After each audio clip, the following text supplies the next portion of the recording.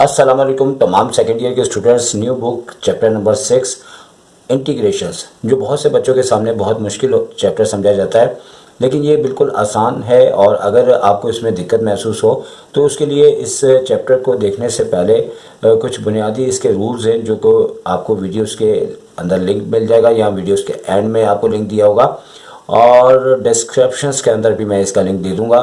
तो स्टार्ट करते हैं। आज फर्स्ट क्वेश्चन है, तो याद रखें इंटीग्रेशन में आपको पहले डेरिवेटिव का चैप्टर आना चाहिए और उसके बाद ही आप इसको कर सकते हैं। तो यहाँ पे ये इंटीग्रेशन का निशान है और यहाँ पे लास्ट में dx दिया जाता है और इसके दरमियान जो भी वैल्यूज़ दी जाती है, इसका इंटीग्रेशन बेसिकली डेरिवेटिव का अपोजिट होता है।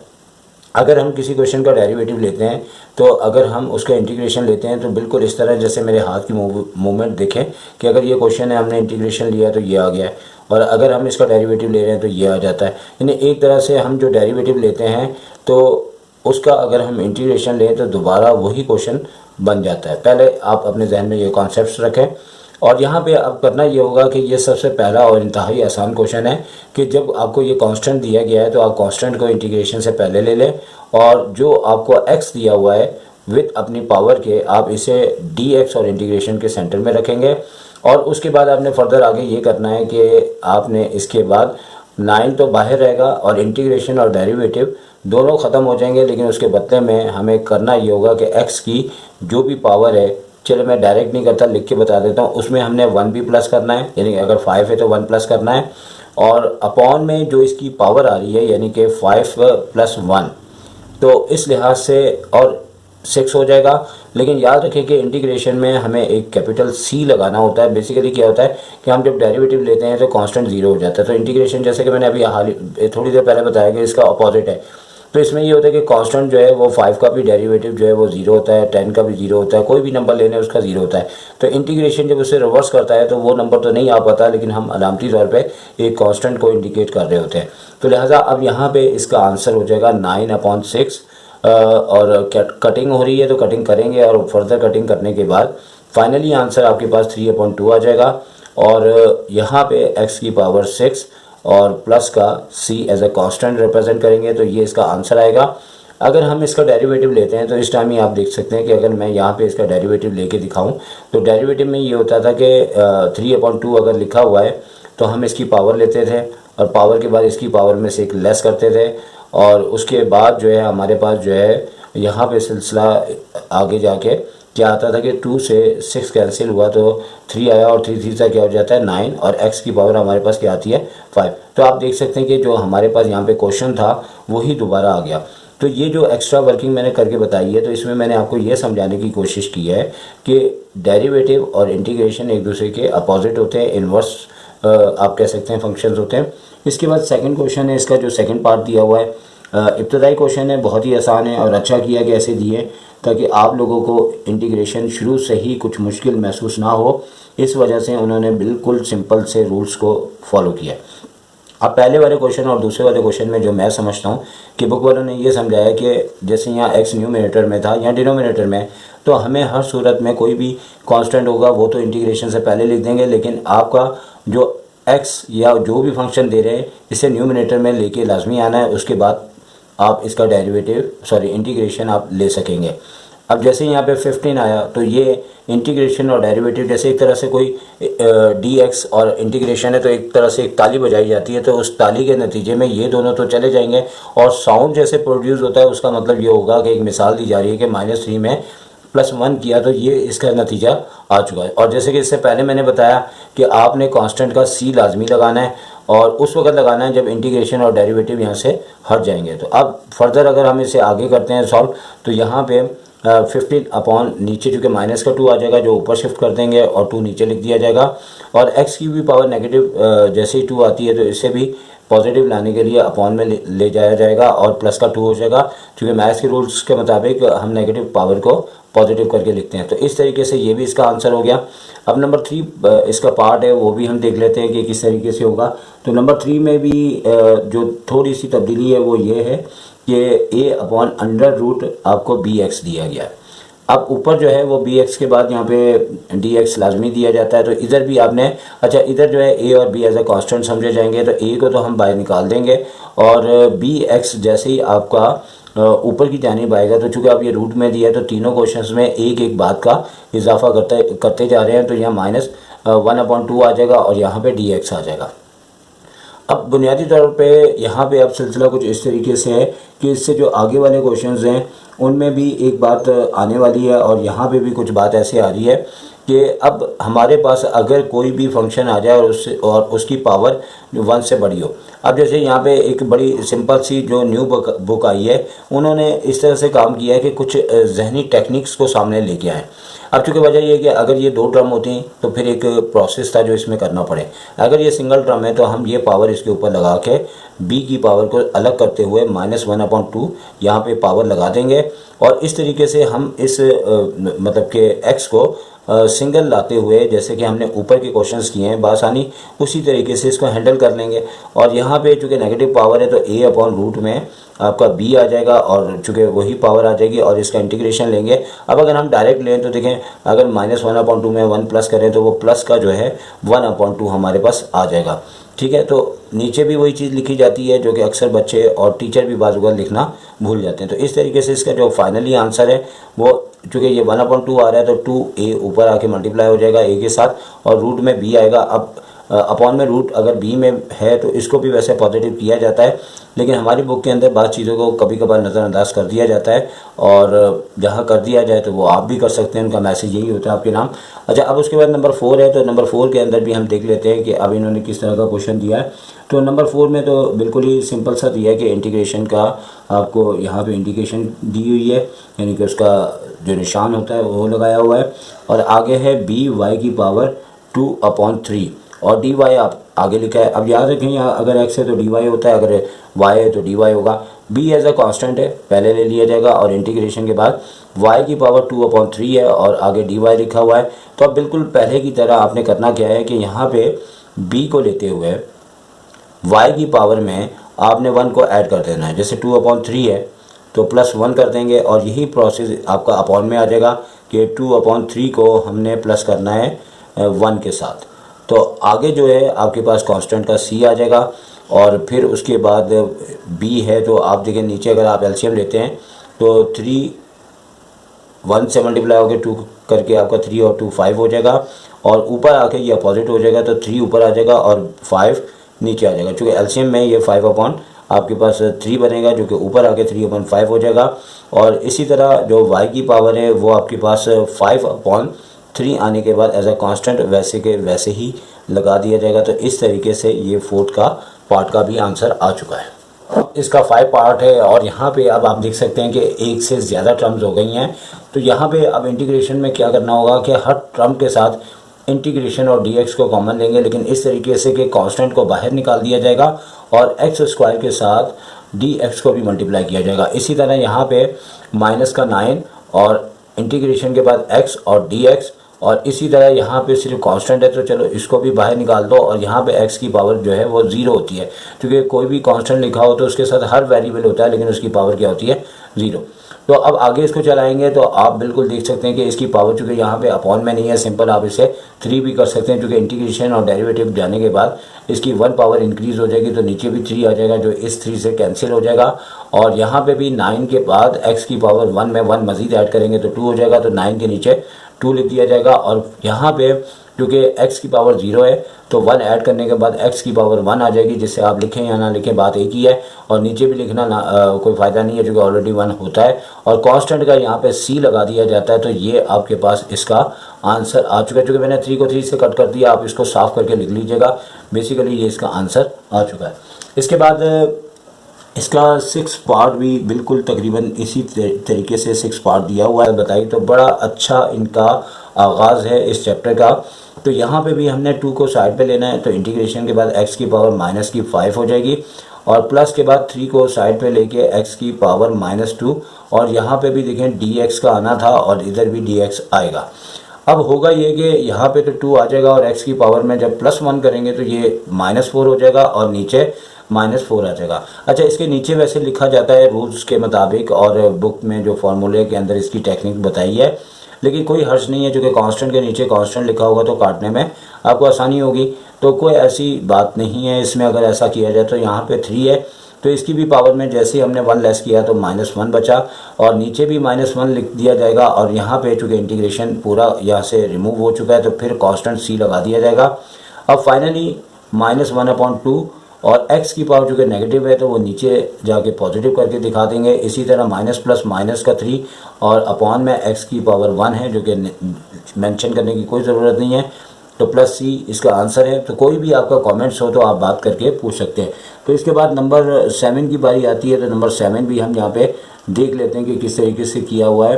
तो नंबर 7 निस्बतन थोड़ा सा काफ़ी थोड़ा इनकी निस्बत सेहतमंद क्वेश्चन है। तो यहाँ पे x की पावर 5 प्लस 3x की पावर क्यूब और -5x और उसके बाद प्लस का 6 है, और अपॉन में उन्होंने x की पावर जो है वो 4 दे दी गई है।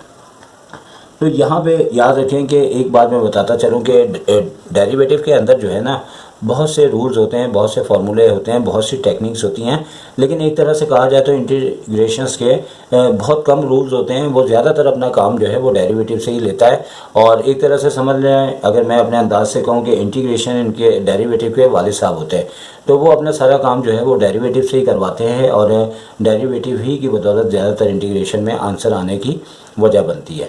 तो कह सकते हैं कि इंटीग्रेशन डेरिवेटिव के फादर है, और फादर काफ़ी बुज़ुर्ग है जो कि अपने काम ज़्यादातर डेरिवेटिव से करवाते हैं, तो डेरिवेटिव उनका बेटा हुआ।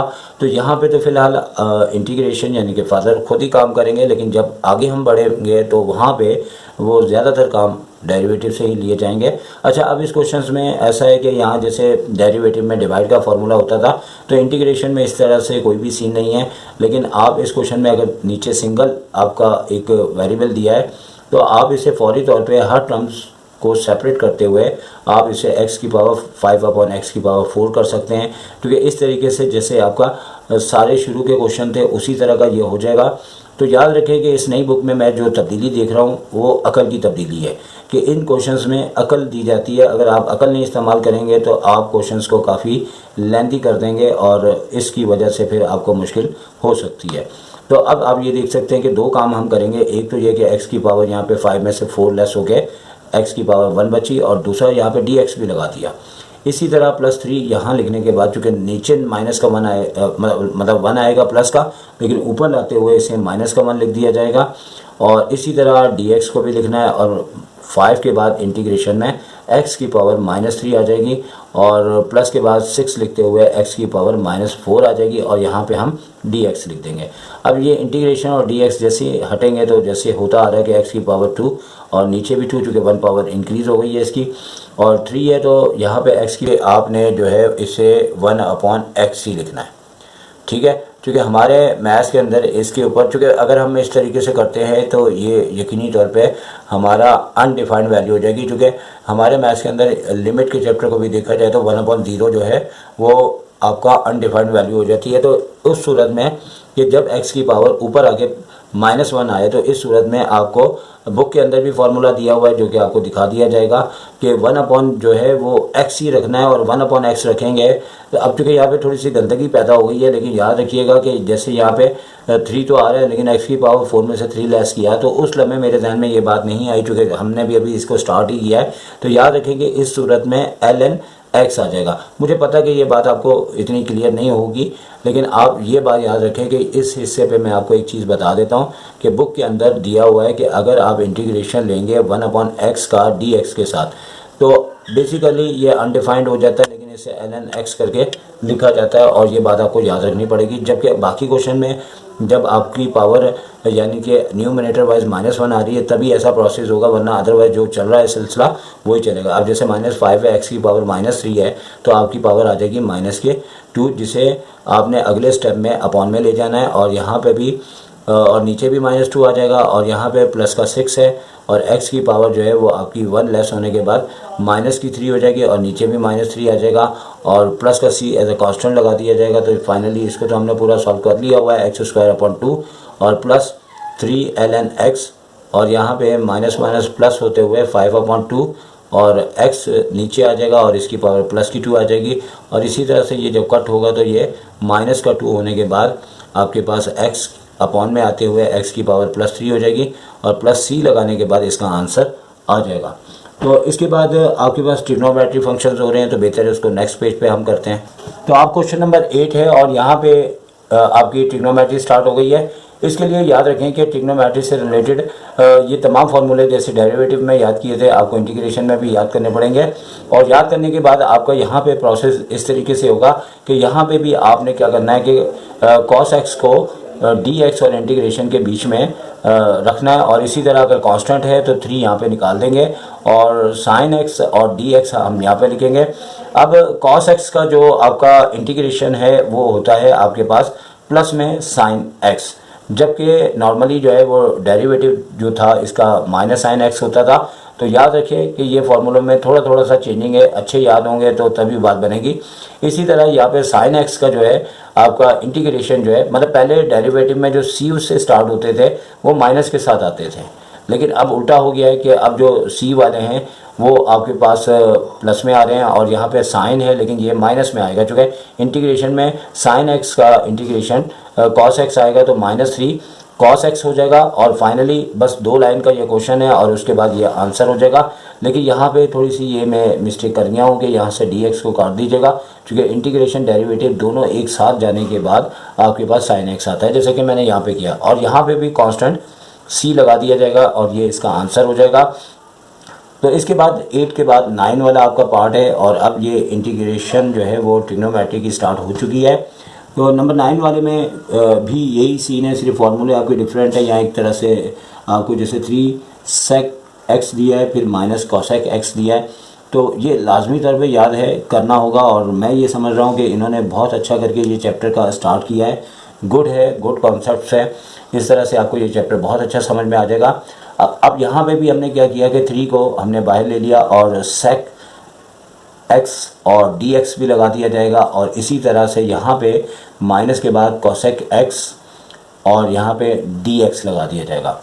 हमारे पास अगर इंटीग्रेशन हो, फार्मूला आपको लिख के बता दें यहाँ पे कि इंटीग्रेशन अगर सेक एक्स का हो तो इस सूरत में सिलसिला कुछ इस तरीके से होता है कि ये लॉग फिर यहाँ पे मॉड लगाते हुए आपके पास सेक एक्स और प्लस का 10x हो जाता है। इसी तरह कांस्टेंट सी इसका लिखा जाता है। और यही अगर फार्मूला कॉसेक एक्स में हो तो इस सूरत में ये सीन कुछ इस तरीके से होगा कि यहाँ पे लॉग आएगा, लेकिन कॉसेक एक्स के बाद यहाँ पे माइनस का कॉट एक्स आते हुए। और ये फार्मूला चूँकि डेरिवेटिव में नहीं था इसलिए इसके अपोजिट नहीं था और इसे याद करना पड़ेगा। और इन 2 फार्मूलों के बाद बेसिकली यहाँ पे सिर्फ ये फार्मूले नहीं फिट होना है, तो यहाँ पे सेक एक्स लिखा है तो इसको देखते हुए आपने ब्रैकेट के अंदर लॉग और उसके बाद यहाँ पे मॉड लगाते हुए सेक एक्स प्लस 10x कर देना है। और यहाँ पे चूँकि सी एक ही लगाया जाएगा जब 2 आपको एक साथ फंक्शन दिए हुए हैं, तो यहाँ पे भी आपने ब्रैकेट लगाते हुए इस पूरे फार्मूले को पुट कर देना है, लॉग और कॉसेक एक्स और माइनस कॉट एक्स। तो इस तरीके से अब इसके बाद प्लस सी लगा दिया जाएगा और ये इसका आंसर करार पाया जाएगा। इसके बाद नंबर 10 है और नंबर 10 के अंदर याद रखें कि ये बिल्कुल ही सिंपल है, क्योंकि ये इंटीग्रेशन में जो है वो डेरिवेटिव का अपोजिट होता है। तो 2 यहाँ पे 10x आ गया और dx भी यहाँ पे लगाया जाएगा, जो कि अक्सर भूल जाते हैं इंसान और टीचर सारे कुछ। तो सेक एक्स है और यहाँ पे dx है, तो यहाँ पे 2 है तो 10x, जैसे कि आपको मालूम है 10x का फॉर्मूला आपके पास है लॉग, फिर उसके बाद यहाँ पे मॉड लगाते हुए सेक एक्स आ जाएगा और यहाँ पे इसे क्लोज कर देंगे। इसी तरह से जैसे कि सेक एक्स का ऊपर भी फार्मूला आया था और यहाँ पे भी आपने ब्रैकेट लगा के लॉग के बाद याद रखें कि पहले आपने मॉड में सेक एक्स लिखना है, फिर उसके बाद आपका प्लस में 10x हो जाएगा और अब यहाँ पे बाहर प्लस का सी लिखा जा सकता है। तो इस तरीके से ये इसका फाइनली आंसर हो जाएगा। अब 11 पे आते हैं तो यहाँ पे आपके पास एक्सपोनेंशियल ये कहलाता है और यहाँ पे याद रखें कि 9 और इंटीग्रेशन के बाद एक्सपोनेंशियल आ जाता है और इसी तरह -3 के बाद cos x लेंगे और dx, जैसे कि बार बार मैं कह रहा हूँ कि अक्सर ये भूल जाया जाता है और जब बहुत ज़्यादा अच्छी प्रैक्टिस होगी तो ये याद रखा जाएगा। और प्रैक्टिस होने के बावजूद भी ये लिखना अक्सर भूल जाते हैं, तो बड़ा ध्यान रखना है। अच्छा भाई, ये जो एक्सपोनेंशियल है इसका डेरिवेटिव भी वही आता है, इसका इंटीग्रेशन भी वही आता है, तो याद रखना है कि इस सूरत में ये आपके पास एक्सपोनेंशियल सेम टू सेम आ जाता है। आगे जाके एक्स में तब्दीलियाँ आएंगी तो वो आगे की एक्सरसाइज होंगी, फिर उसे हम आपको एक्सप्लेन करेंगे। इसी तरह -3 है कॉस एक्स का इंटीग्रेशन प्लस में साइन एक्स होता है। और याद रहे कि यहाँ पे भी एक्स एज अ नॉर्मल है तो कुछ नहीं हो रहा, और अगर एक्स का पावर या एक्स के साथ कोई कांस्टेंट होता तो यहाँ पे फिर आगे वाली एक्सरसाइज में या इसी एक्सरसाइज में आगे की क्वेश्चन में ये बातें आएंगी और ये इनमें तब्दीली होगी। तो 5 के बाद साइन एक्स का जो है वो माइनस कॉस एक्स होता है, और उसके बाद कांस्टेंट सी लगा दिया जाता है। लेकिन चूँकि अब एक स्टेप हमें बढ़ाना पड़ेगा, क्योंकि -3 साइन एक्स के बाद अब हमें इन दोनों को माइनस माइनस प्लस करके 5 कॉस एक्स करते हुए प्लस सी लगाते हुए ये आपके पास आंसर आ जाएगा। तो ये हमारा 11 क्वेश्चन कंप्लीट हो गया। तो इसके बाद 12 क्वेश्चन है, और 12 क्वेश्चन में बिल्कुल ही नॉर्मल है, और इसमें कोई यानी कि जिसने डेरिवेटिव याद किया उस हिसाब से वो बासानी कर सकता है, क्योंकि हमें सेक स्क्वायर एक्स लिखना है और प्लस डी एक्स के बाद आपने इंटीग्रेशन लगाते हुए नेक्स्ट में कॉसेक स्क्वायर एक्स और डी एक्स। अब आपको पता होना चाहिए कि डेरिवेटिव में 10 का डेरिवेटिव सेक स्क्वायर होता है, तो ये चूँकि उसका अपोजिट होता है तो सेक स्क्वायर का इंटीग्रेशन जो है वो 10x आ जाएगा। और प्लस के बाद इसी तरह से कॉसेक स्क्वायर जो इंटीग्रेशन होता है वो आपका कॉट का होता है, लेकिन चूँकि वो माइनस में होगा तो यहाँ पे माइनस का कॉट एक्स लिख दिया जाएगा प्लस सी लगाने के बाद। अब आपने 10x करना है और 10x के बाद प्लस माइनस माइनस का कॉट एक्स करेंगे, तो प्लस सी लगाते हुए इस तरीके से हमारा क्वेश्चन नंबर 1 जो है वो कंप्लीट हो चुका है। चूँकि 12 पार्ट थे इसके अच्छे खासे, इसलिए हम आपको नेक्स्ट पार्ट में इसके आगे के क्वेश्चंस करवाएंगे। तो उस वक्त तक के लिए अल्लाह हाफिज़।